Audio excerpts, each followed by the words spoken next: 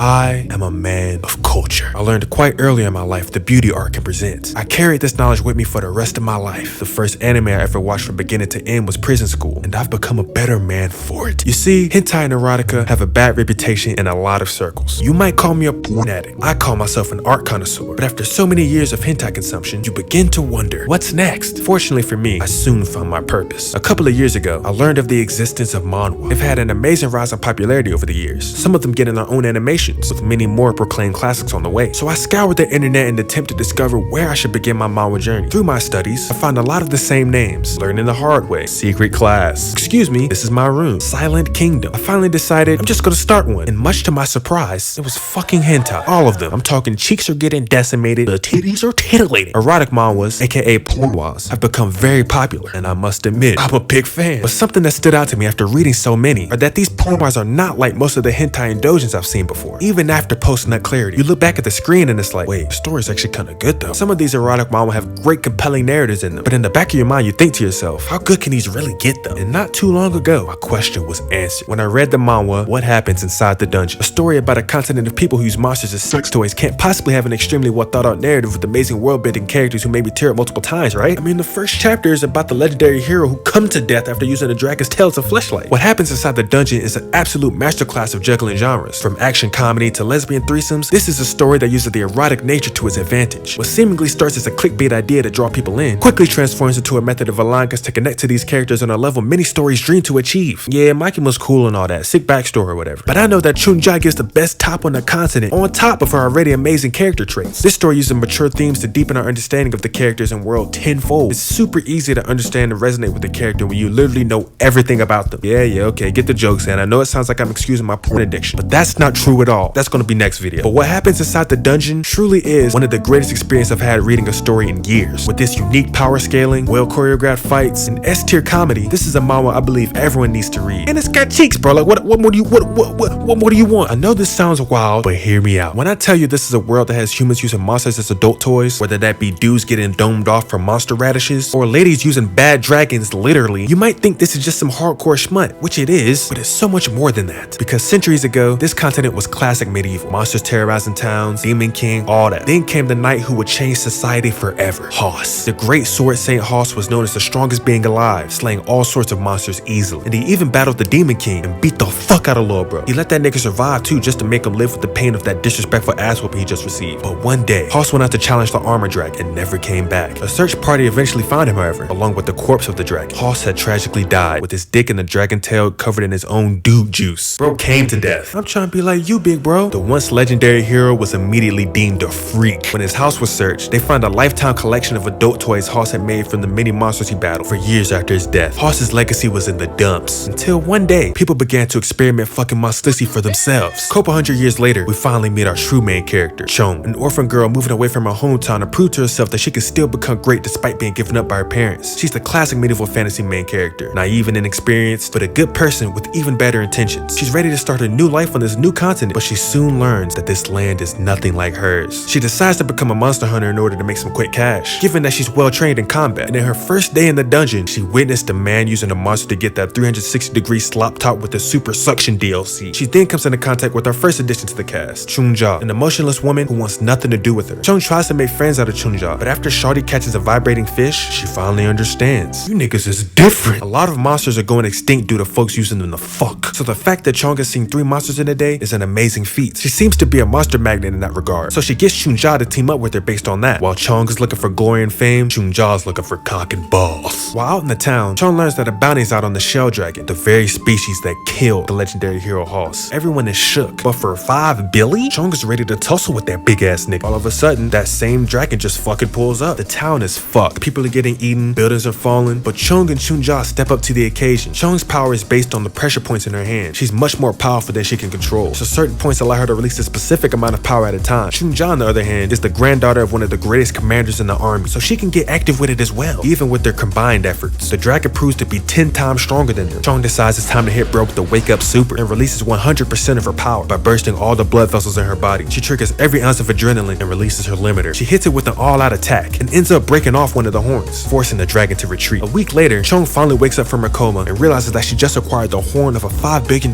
bounty. But alas, the horn is only worth worth 50 bands because the real prize is the meat because, you know, they wanna fuck. And thus begins the journey of Chung and Chunja. What will they find on the pursuit of the armored dragon? Monkeys who aggressively jerk off in front of you? A knight who gets stronger the more she gets cream pie? All of these things actually happen, and it's amazing. What happens inside the dungeon uses every aspect of being an ecchi to its advantage, which in turn allows it to have a very complete feeling world. Every little thought you have about the universe gets answered at some point, and the exquisite dialogue makes for some great comedy along the way. The pacing is so good that even the slow moments between characters just gossiping seems like the most interesting thing in the world. And that leads us into this manhwa's greatest strength, its characters. Most every character in this series is written extremely well and gets to have their own time for development while still allowing the plot and other story beats to advance regularly. It gets surprisingly deep for an ecchi fantasy, but that's what makes this so great. The biggest representation of this idea being Chunja, who is introduced as an absolute horn dog. Shawty has a tattoo on her stomach showing the largest meat she's ever taken, but after learning her backstory, the context of her actions have a completely different tone. We find out that for most of her life, she's never felt emotions, or anything for that matter, and her lack of feeling within herself made her lack empathy for anybody else in any fashion. Even when she got a boyfriend, she was never able to reciprocate the love and passion he gave her for 2 years, which led to them eventually breaking up. She continued to feel empty until one day she came across a unicorn horn, which is said to have enough magic power in it to send the human body into shock. So just like any normal person would do, she decides to stick the horn on her 𝑯𝑬𝑵𝑻. The horn heightened her senses and emotions to an absurd amount, and because of it, she finally realizes that she truly loved her ex and cried for the very first time in her life. The effects of the horn mostly went away, except she can slightly feel Zex now. So her quest to get as much meat as possible is her trying to find a way to feel alive again any way she can. It's randomly sad as fuck. Like, damn, I'm sorry about that. The way what happens inside the dungeon manages to make the most idiotic and insane concepts flow into a cohesive narrative never failed to surprise me. How did bro make sucking penis so poetic? 𝑯𝑬𝑵, the author of this manhwa, is extremely talented. Take Chung for example, our main character who probably has the most generic starting point in the story by being the classic naive hero. She gains loads of character, and so many small details that get revealed as the story goes on shows us that she's much more than a tropey MC who's just playing a straight man in this fucked up world for the audience to resonate with. Chung's development from standard fantasy protagonist to deranged or weathered hero is so fun to watch play out. Every step of the journey has her getting a different aspect of her morals proven wrong. It builds up and eventually reaches a breaking point in the very end when it's time for the final battle. This woman who started off so innocent can't wait to kill once again. I love the way character development and growth has weight in this story. For example, in chapter 39, Chung and the gang needed a virgin blacksmith to make a sword with a special mineral because only those who have never sucked and fucked can touch it. Chung ends up falling in love with the blacksmith, but a succubus pulled up on bro like a thief in the night and hits twin with some Hall of Fame buns. Chung is devastated when she finds out bro can't work with the mineral anymore because not only did they need the sword, but he was her first love. The succubus pulls up on the brooding Chung and tries to convince her that Chunja was the one that took Brody on that ride, but Chung was not going for it. Don't you ever disrespect my mans like that again, bitch ass nigga. I know that's a small point, but we all know how common misunderstandings are in these kinds of stories, so it's always dope to see a character be like, nah, my twin would never do me like that. The companionship that Chung and Chunja have is amazingly presented, with different parts of them rubbing off on each other as the story goes on in more ways than one. As I said before, the dialogue is sensational. There's tons of personality displayed through every conversation, and everyone always feels so natural. The flow of dialogue along with the overall plot pacing are hitting the alpha tower in the story, because in the more serious moments, it's next level. The simple phrases carry astounding weight, and that paired with the emotion-filled expressions create characters that you can't help but root for. The setting of what happens inside the dungeon is exceptionally vast. While there aren't many panels of super detailed backgrounds or anything crazy, the ideas of the universe still allow it to be enjoyable to watch your favorite characters get piped in. The setting overall is a classic hentai startup type beat, but what makes this specific dungeon manhwa unique is the way its setting lives within the characters. This story is written so well that a lot of the concepts are thought out and presented so thoroughly that characters discussing them alone makes this world seem so lively. For instance, from the start, we know that humans on this continent use monsters as intimacy toys, but we later find out that there are two kinds of monsters. Humans are to animals as monsters are to lower monsters. So when we see the high-level monsters discussing humans, it adds another layer of complexity. As far as these monsters see, you's a freaky ass nigga!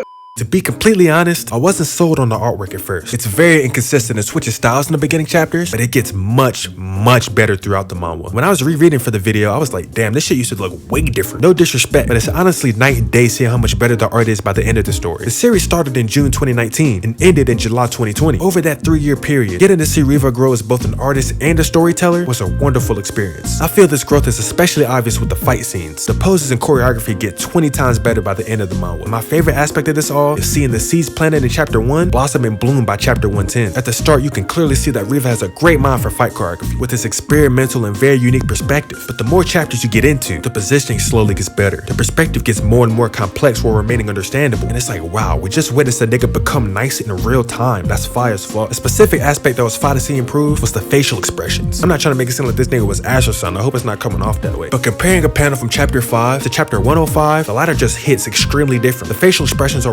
remarkable. And like I said earlier, this manga gets surprisingly dark and deep. So if the expressions weren't so full of emotion or bursting with life and giving us a view into these characters' psyches, I'm not sure if this manga would be nearly as good as it ended up being. I will say though, the art from the early chapters is hilarious because it'll kind of be chill for a few panels, but when the Zex scenes pop up, bro turns into Murata. That shit is pure comedy, bro. Nigga levels up anytime some cheeks are involved. The badness of a baddie will increase a nigga power level like Kaioken. While this is a great story with loads of excellent character writing and world building, this is indeed still an erotica. A good one at that. Obviously, I can't show much, but let me tell you something, partner. Zex scenes and fight scenes are birds of a feather. Both go hard in this manga. Just like me, the fight scenes continue to improve consistently throughout what happens inside the dungeon, and the erotic moments follow suit. All the characters undergo a soft redesign in the later chapters of the manga to fit Riva's new art style better, and this was the greatest thing that happens to the world since Overwatch SFM compilations. For some of you, the high quality cheekage might have made this a must read, and for others, this might serve as its biggest deterrent, which I understand. It starts off as pure ecchi, but give it a chance. The story starts to pick up around chapter 20, and it doesn't slow down at all after that. There are definitely a lot of out-of-pocket moments in here. I won't deny that. Some of them, you just gotta try and forget they happened. But overall, the story's pacing is so flawlessly snappy, you can just brush it off and move on. However, outside of that, the story quickly reaches a point where it hits so hard, you forget that you were supposed to be horned up literally a chapter ago. This is an erotica, yes, but I think that this also allowed a level of maturity that makes all the characters feel more realistic. It becomes a gateway to let the audience see the characters for who they truly are, and allows deep, authentic conversations to be had that couldn't take place otherwise. So yeah, some of the erotic moments are bonkers, but after looking back on the story as a whole, I really feel that what happens inside the dungeon did a great job of using said horniness to add an extra layer on top of the world and characters. A sense of connection to the cast that you don't get in a lot of series because a lot of series can't show you those